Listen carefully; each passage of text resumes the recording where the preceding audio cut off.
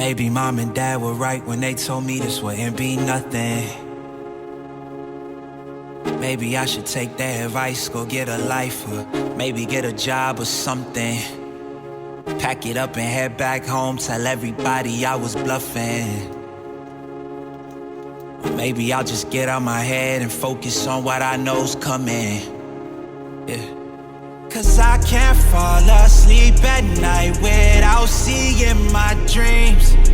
Delusion and reality, I'm somewhere in between. These voices in my head get loud and they keep telling me that I'm a fool for